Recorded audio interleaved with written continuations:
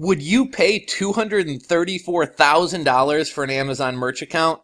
To me, this is absolutely crazy. How about your account? Would you sell your account for $234,000? I think most of us probably would.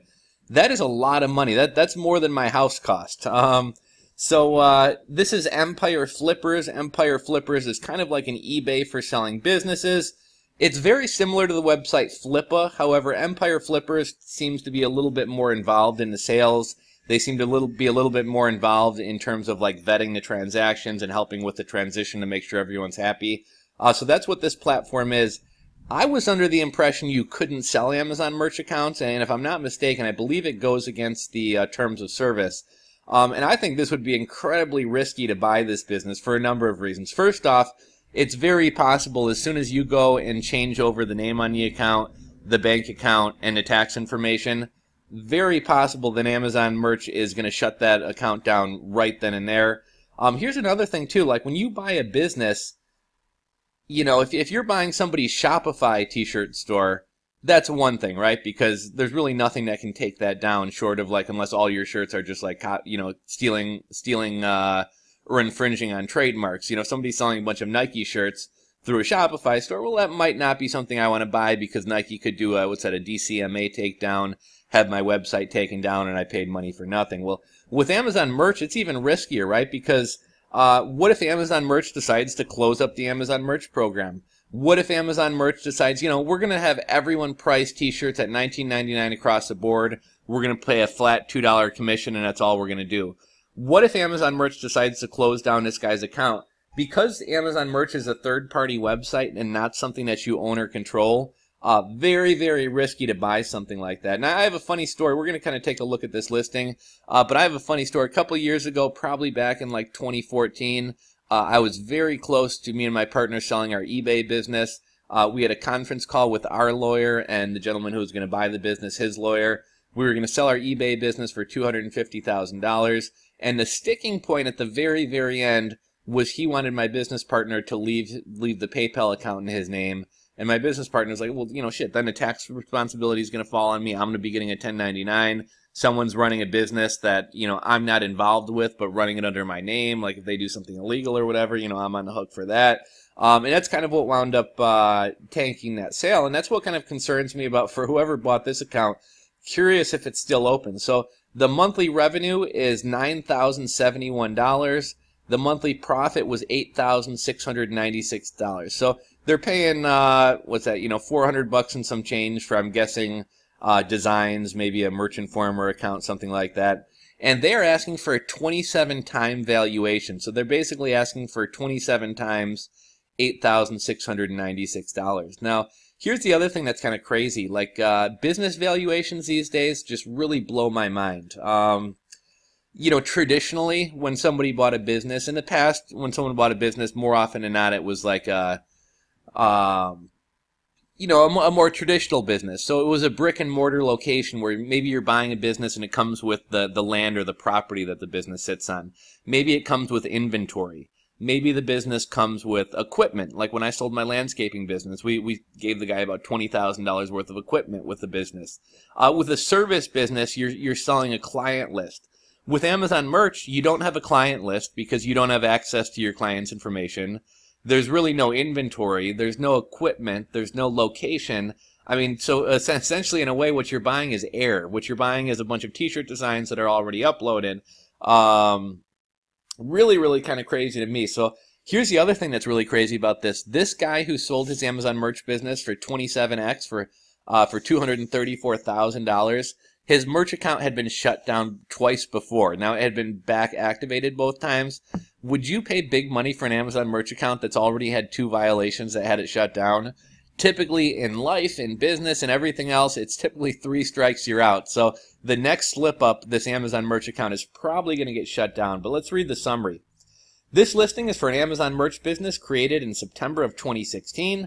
The business features about 1,800 designs, most of which were outsourced, although the seller did create several hundred during the early stages of the business. The account is currently in tier 4,000 with slots available. No external marketing is done for the product, so all sales occur from organic Amazon traffic. Once 3,500 of the 4,000 available design slots are filled, the account would be upgraded to the next tier, 6,000 design slots. The account can currently upload 200 shirts per day. The seller will provide contact information for the designer they've used. The designer would be happy to continue working with anyone operating the account. The seller has been suspended from uploading new designs for approximately 30 days on 2 occasions. In both instances, after the discussions with Amazon, the account was reinstated in full. The seller is happy to provide further details. There is also an Etsy account that will not be transferred to the new owner. So one thing I'd be curious about, these profit numbers that they're sharing, is that excluding the Etsy numbers because the Etsy account is not coming with it?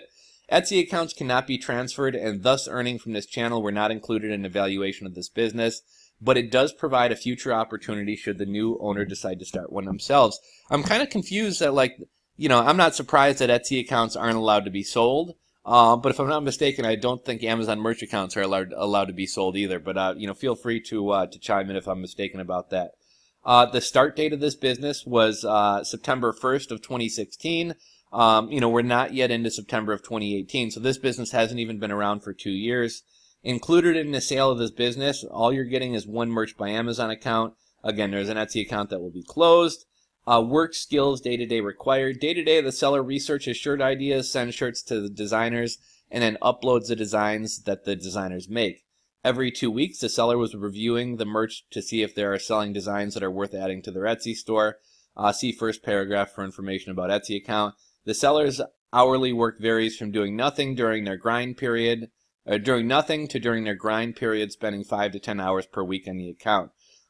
Net profit, we don't really have any page views because we don't know that it's an Amazon account. Oh wow. So let's look at their holiday season. Their Christmas, they did 18 grand in a year.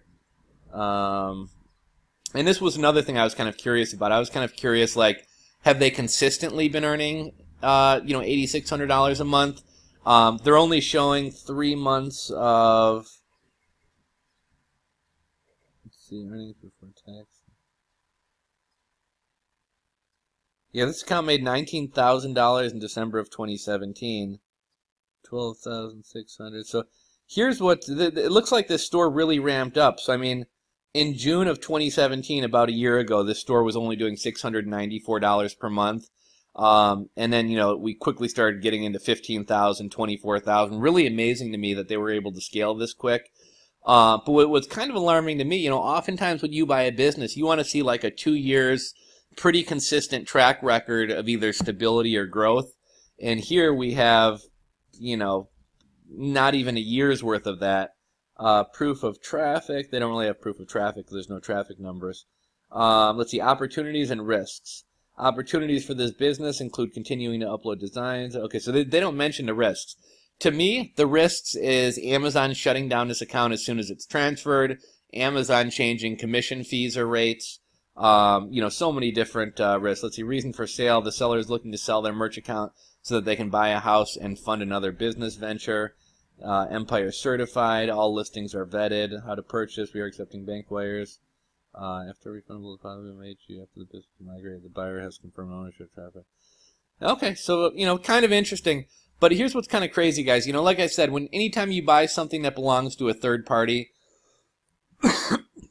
your fate is in Amazon's hands. Now, because this merch account has a 27x multiple, essentially what that means is you're looking at about 27 months before you're going to make your profit back. So right now it's, It's July 12th of 2018.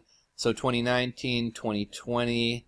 So you're looking at like Christmas of 2020 before you're actually in the green and seeing a profit. You could maybe grow this account larger, but if things remain the status quo, which things are already going pretty good, it's going to be Christmas time of 2020 before you're actually turning a profit and before you've actually made your money back.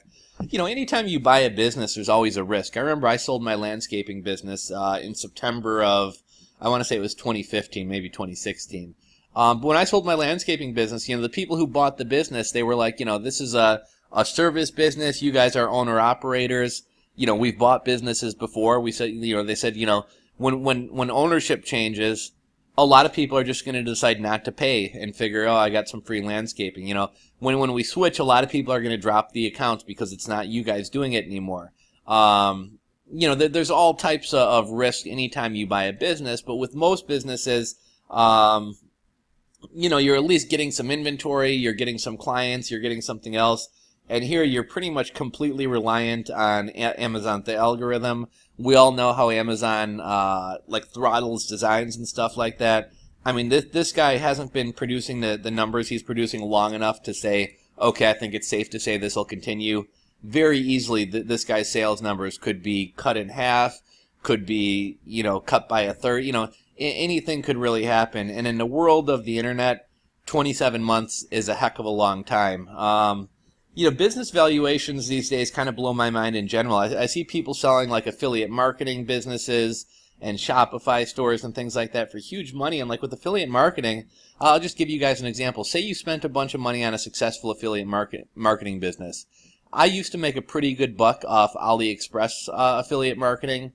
And what wound up happening is that one time AliExpress had a 30-day cookie, meaning if somebody clicks one of my links and they don't clear their cache or cookies, for the next 30 days, if they go back to AliExpress and buy something, I'm getting credit for the sale. Amazon or AliExpress then went to a 24-hour cookie. So no longer did I have 30 days to wait for somebody to make a sale. Now sales had to be made in 24 hours. That lasted a short while, and eventually AliExpress wound up going to a session-based cookie. Now what a session-based cookie means is if somebody clicks my link and then accidentally shuts down the browser, that session is ended. Even if they open it right back up and buy something, I'm not going to be credited with that sale. If I link somebody to AliExpress and they're like, oh wow, that's a really cool purse, I want to buy it, but I got to go pick my kid up at school, I'll do it when I get home and they close out the browser, send themselves a link and close out the browser, I'm not going to get paid for that sale. And that's just one example about how when anything has a third party involved that you don't own and control, anything can happen to your business, and there's really nothing you can do to save your business at that point, right? AliExpress decided to make a decision, and that's going to, you know, in my case, it cut my commissions by like 95%. And while I don't think Amazon merch is going to cut commission to $1 or $2, and while I don't think they're going to shut the program down, you know, when you don't own and control the platform, anything can happen. But I just thought this was absolutely mind-blowing that somebody was willing to pay 27x for an Amazon merch account, that somebody was willing to pay $234,000 for a merch account. And quite frankly, I didn't even know that you could sell merch accounts. This video has run a little bit longer than I had planned on, but I just want to talk one more thing about like selling third-party accounts. You know, a lot of times eBay, Amazon, Etsy, these guys don't want you selling your account, or sometimes it's just not even allowed according to the TOS to sell accounts. Now, I know in the case of eBay, like technically speaking, you can sell accounts, but you can't just sell your account. So what I mean by that is if you just have a personal eBay account, even if it's doing good business, you're not necessarily allowed to sell it. That would break policy. And as soon as you change over all the information and the person puts their PayPal account on the eBay account, there's a very good chance that the account will be shut down. The gentleman who I was going to sell my eBay account to had bought up a number of other eBay accounts, paying anywhere from a couple $1,000s to as much as $50,000 for an eBay account. Some of these lasted a year or more. Some of them literally got shut down almost immediately, and some of them lasted a few weeks before getting shut down. But imagine that. Imagine if you paid somebody $50,000 for an eBay account, and 3 weeks later that eBay account gets shut down. You're really going to be kicking yourself, right? Now with eBay, kind of their rule is you're allowed to sell an eBay account with the sale of a business, but you can't just sell an eBay account. So what constitutes a business? Well, one like clear-cut thing is if you have a brick-and-mortar store. So I mean, if you have a brick-and-mortar, I don't know, fishing store, and you're selling fishing reels and stuff on eBay, it's pretty safe to say you'd be allowed to sell your store. If you don't have a brick-and-mortar store, things get a lot more tricky. You basically have to make a case for why you're a business. So if the sale of your eBay account is going to come with inventory, that helps. If you maybe have an 800 customer service line that you can transfer with it, that helps. If you have an external website in addition to eBay, you have a Shopify store, you have a WooCommerce store, a GoDaddy store, something like that, outside of eBay, and you're selling that website and eBay as part of the sale, well, yeah, that's allowed. If you're incorporated or have an LLC, that kind of helps to make your case. But with eBay, you kind of have to make your case and get permission to be able to sell your store. A little bit unrelated, but I just wanted to kind of touch on the idea or the concept of selling third-party stores. But this one still blows my mind. I'm curious to hear what you guys think about it. Would you ever buy an Amazon merch account for, even if it's not $234,000, would you ever pay 27x? Even if an Amazon merch account is making $1,000 a month, would you pay 27, a much smaller amount of money, but still a lot of money, would you pay $27,000 for an Amazon merch account and know that potentially it's going to be over 2 years before you're at the break-even point? I can't say that I could, but I'm curious to hear your guys' thoughts on this. What amount of money would you sell your Amazon merch account for? Let me know your guys' thoughts on this. Drop a comment below. If you enjoyed this video, give it a thumbs up. If you're not subscribed, smash that subscribe button below, and I will catch you guys on the next video.